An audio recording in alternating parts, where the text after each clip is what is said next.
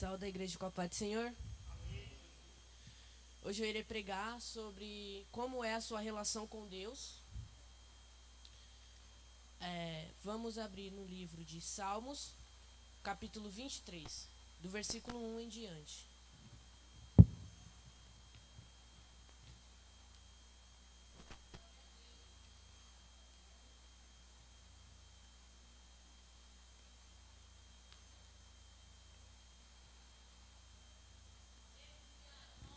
Amém? Que vai dizer: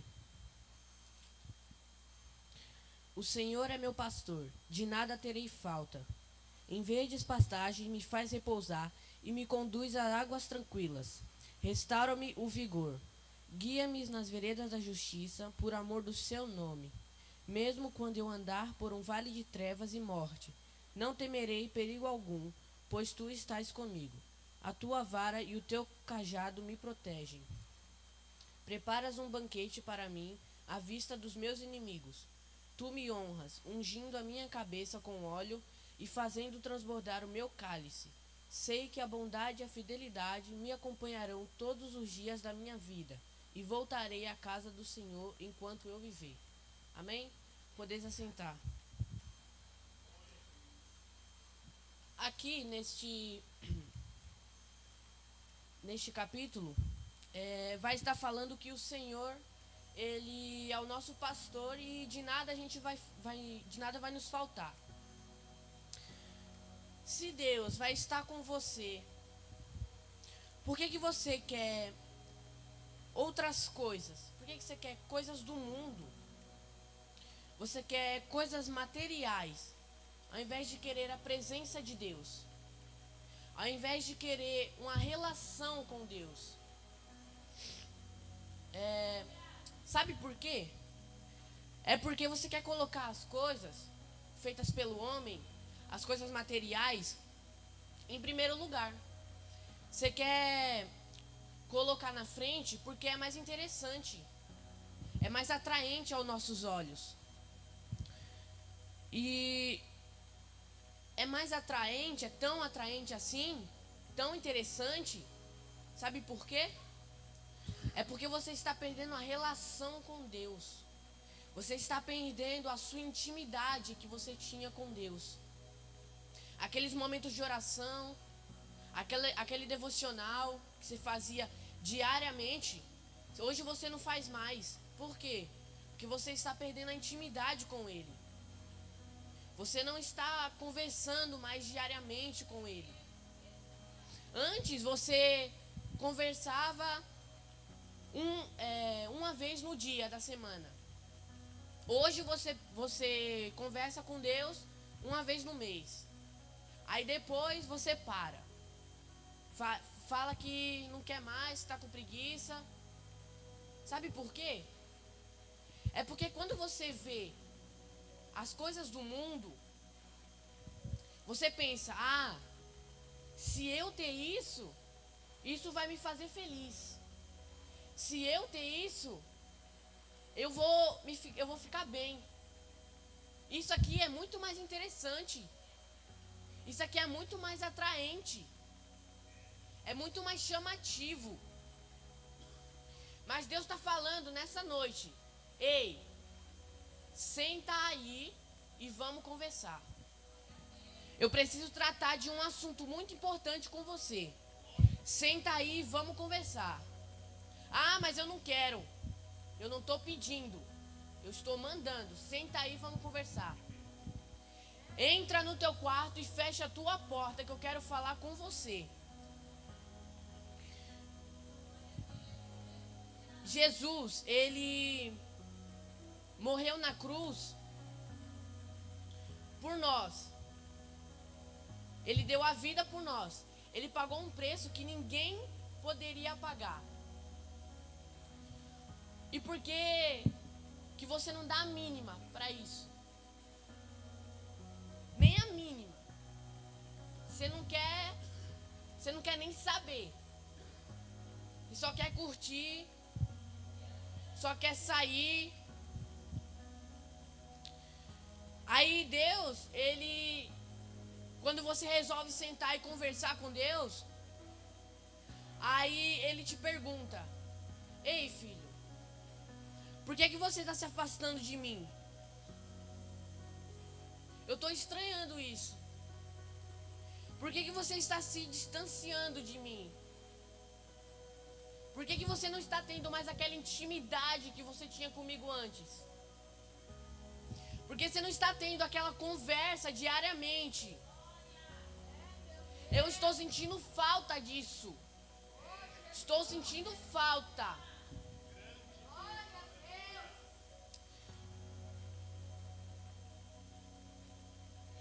Aí você vai dizer: ah, eu cansei. É que ultimamente o mundo, ele tá bem mais interessante. As minhas coisas tá bem mais interessante do que a tua presença. Mas Deus está dizendo: ai de você que acha que as coisas do mundo é muito mais atraente do que a minha presença. Ai de você que acha que as suas coisas materiais é muito mais interessante do que a minha relação com você, do que a minha intimidade com você. O importante para mim é você, pelo menos, ficar 5 minutos de joelho no chão. Pelo menos 5 minutos, é disso que eu preciso. Ah, eu não consigo fazer isso, é muita coisa. Tem que pensar demais. Mas quando você tá lá no WhatsApp, está conversando com seus amigos, você é o primeiro a mandar mensagem. Você é o primeiro a responder as coisas lá e tudo. Por que você não consegue pensar pelo menos uma palavra na oração? Por que você não consegue pelo menos pedir para Deus o que você quer? Por que você não quer? Por que você não consegue? Pelo menos jejuar um pouco. Fazer uma oração, fazer um devocional. Aí Deus te pergunta: já que essas coisas aí é muito mais atraente, me responde uma coisa: quem foi que te salvou do pecado? Quem foi que morreu na cruz para te salvar do pecado? Quem foi que tirou você do fundo do poço? Quem foi que te levantou quando você estava caído? Quem foi? Foi eu, o Deus Todo-Poderoso, ou foi o mundo? Me responde. Foi Deus ou foi o mundo? Não se apegue às coisas do mundo. Não se apegue. Porque se você apegar, você vai estar se distanciando de Deus. Você vai estar se distanciando da presença de Deus. Se apegue à minha presença. Se apegue à minha palavra. Pois Ele, somente Ele, pode te tirar do lamaçal do pecado. Somente Ele pode te curar quando você está doente. Somente Ele pode te salvar. Porque Ele exalta o humilhado e humilha o exaltado.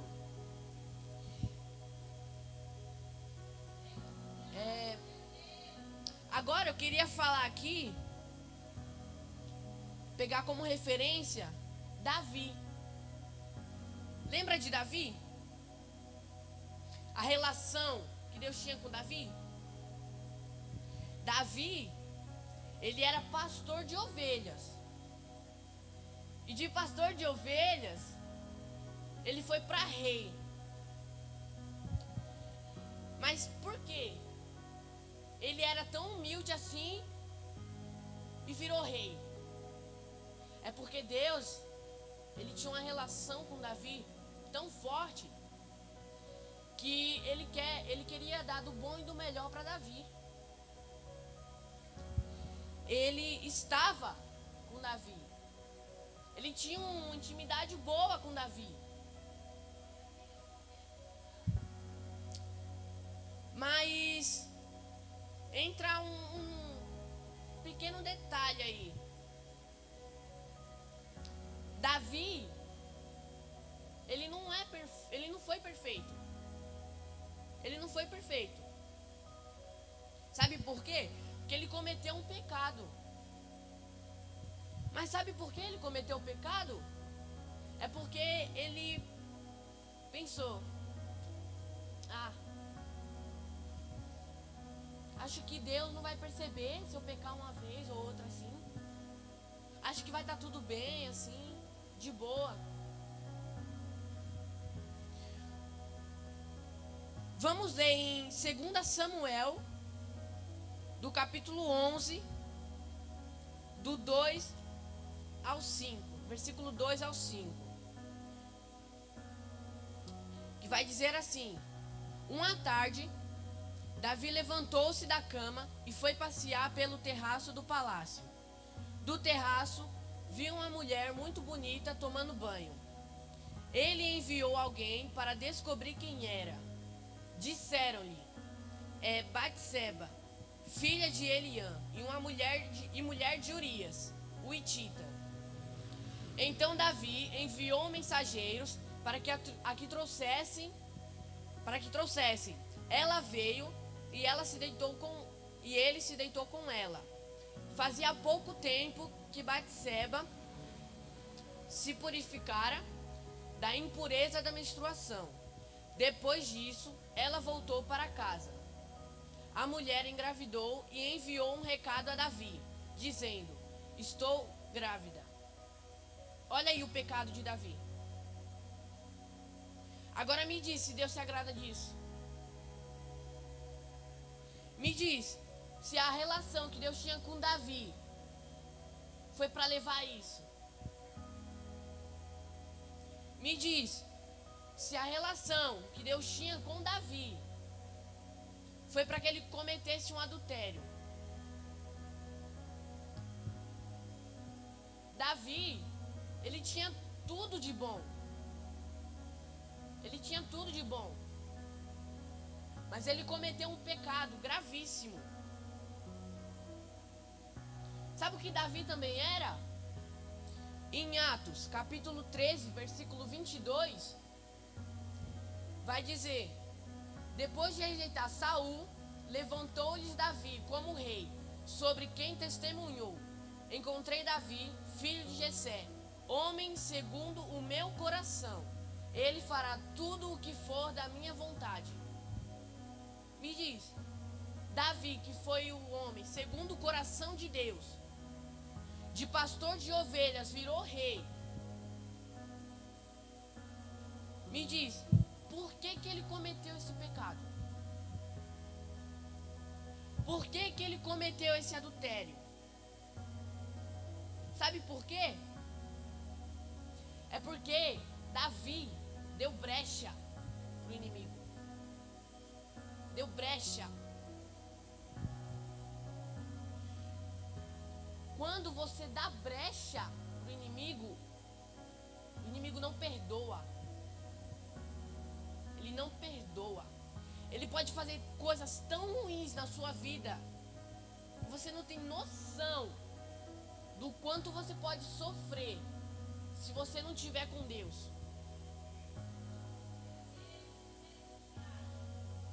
Queria falar também de Moisés.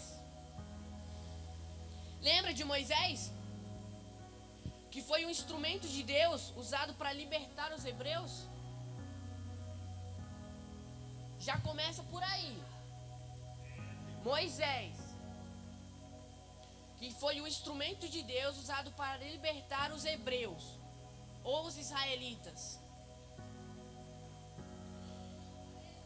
Lembra da intimidade que Deus tinha com Moisés? Moisés libertou os hebreus do Egito, ou os israelitas do Egito. e abriu o mar vermelho para o povo de Israel passar. Deus, ele estava com Moisés. Ele tinha uma relação com Moisés. Ele tinha uma intimidade com Moisés para ele abrir o mar. Me disse, isso é coisa do homem, abrir o mar. Se o homem não tiver Deus, for lá no mar e tentar abrir, ele vai conseguir?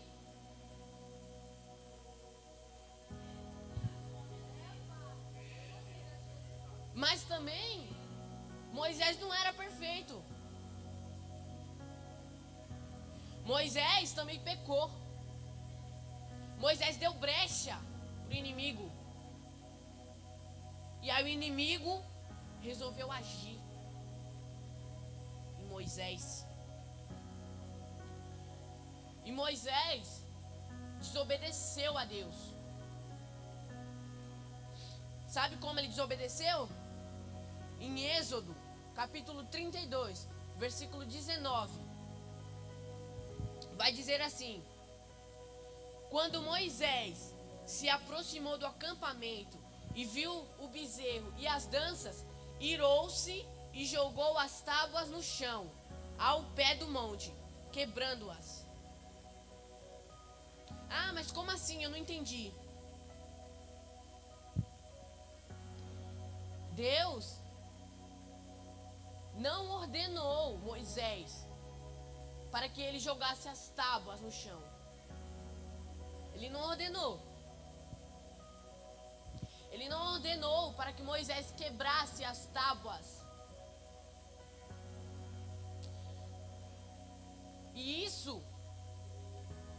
E quando Moisés quebrou as tábuas, isso fez com que a relação que Deus tinha com Moisés se rompesse.